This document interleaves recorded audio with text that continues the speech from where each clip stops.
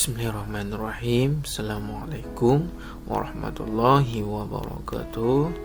Berjumpa lagi dengan Ustaz dalam video pendidikan agama Islam atau PAI untuk kelas 4, masih bab 10 tentang ibadah sholat. Sebelum belajar, kita berdoa terlebih dahulu. Bismillahirrahmanirrahim. Raditu billahi rabba wa bil islami dina wa bi Muhammadin nabiyya wa rasula. Rabbi zidni ilma warzuqni fahma bi rahmatika ya arhamar rahimin. Amin.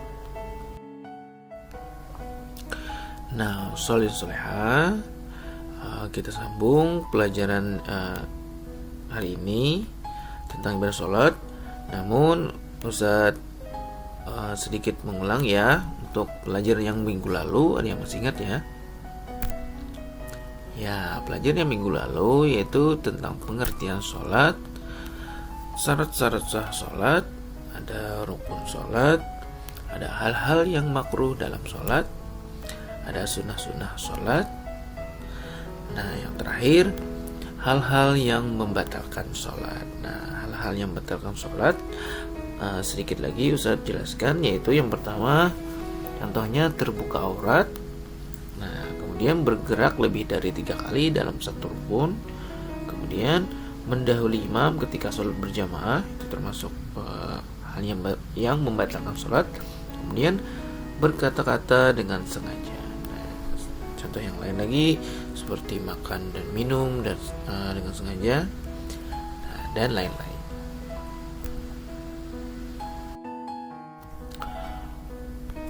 Nah, soleh-solehah, adapun pelajaran kita yaitu yang pertama, bagian B, makna ibadah sholat. Kemudian bagian C, hikmah sholat. Kemudian bagian D, penerapan dari pemahaman ibadah sholat. Nah, sholat-sholat, bagian B, makna ibadah sholat.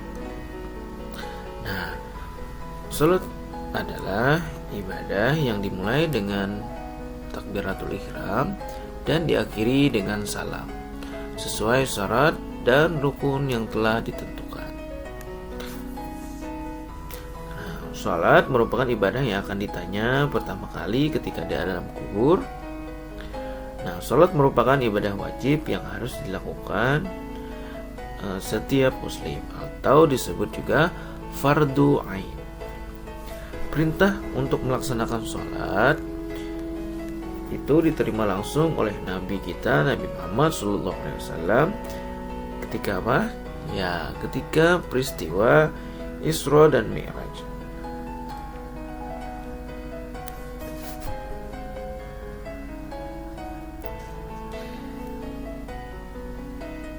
Nah, makna ibadah sholat itu sendiri adalah sebagai wujud penghambaan manusia kepada Allah Subhanahu wa Ta'ala. Kemudian bentuk pengakuan bahwa Allah Maha segalanya, tidak ada yang sanggup menyaingi Allah Subhanahu wa Ta'ala.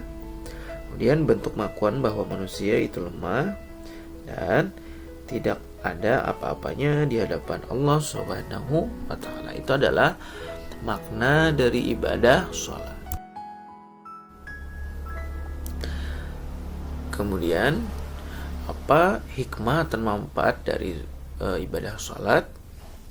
Nah, berikut beberapa hikmah sholat. Di antaranya yaitu memberi ketenangan pada hati kita, kemudian mendapat ridha dan pahala dari Allah Subhanahu wa Ta'ala. Selanjutnya, menyehatkan jasmani dan rohani kita. Yang keempat, lebih dekat dengan Allah Subhanahu wa Ta'ala. Terakhir, dapat mencegah seseorang dari perbuatan keji, mungkar dan tercela. Nah, yang bagian D, penerapan dari pemahaman ibadah sholat. Nah, sebagaimana telah dijelaskan sebelumnya bahwa salah satu hikmah dari ibadah sholat adalah dapat mencegah seseorang dari perbuatan tercela. Orang yang melaksanakan sholat dengan benar, tertib, dan sesuai dengan syariat Islam pasti berperilaku terpuji dan menghindari perilaku tercela. Selain itu, mereka juga pasti dapat menerapkan kebajikan dalam hidupnya. Sebagai contoh dari perilaku terpuji dan menerapkan kebajikan adalah dengan bersikap jujur dan amanah. Jujur artinya lurus hati dan tidak berbohong. Jujur adalah lawan dari dusta atau bohong. Kemudian arti amanah. Arti amanah yaitu dapat dipercaya. Amanah juga dapat diartikan memelihara titipan dan mengembalikan kepada pemiliknya seperti bentuk semula. Kita dapat menerapkan kebajikan dengan cara bersikap jujur dan amanah dalam kehidupan sehari-hari kita. Firman Allah dalam surah Taubah, A'udzubillahi minasyaitonirrajim. Bismillahirrahmanirrahim. Ya ayyuhalladzina amanu taqullaha wa kunu ma'as shadiqin. Artinya, wahai orang-orang yang beriman, bertakwalah kepada Allah Subhanahu wa taala dan bersamalah kamu dengan orang-orang yang benar atau orang-orang yang jujur. Adapun intisari atau kesimpulan kita yaitu pengertian dari sholat menurut bahasa yaitu adalah doa. Kemudian sholat secara istilah berarti bentuk ibadah kepada Allah berupa perkataan atau bacaan atau perbuatan atau gerakan yang dimulai dari takbiratul ihram dan diakhiri dengan salam sesuai dengan syarat dan rukun yang ditentukan. Kemudian rukun sholat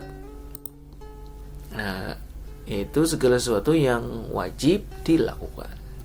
Kemudian sunnah sholat yaitu amalan sholat jika dikerjakan mendapatkan pahala, jika ditinggalkan tidak berdosa dan sholat tetap sah.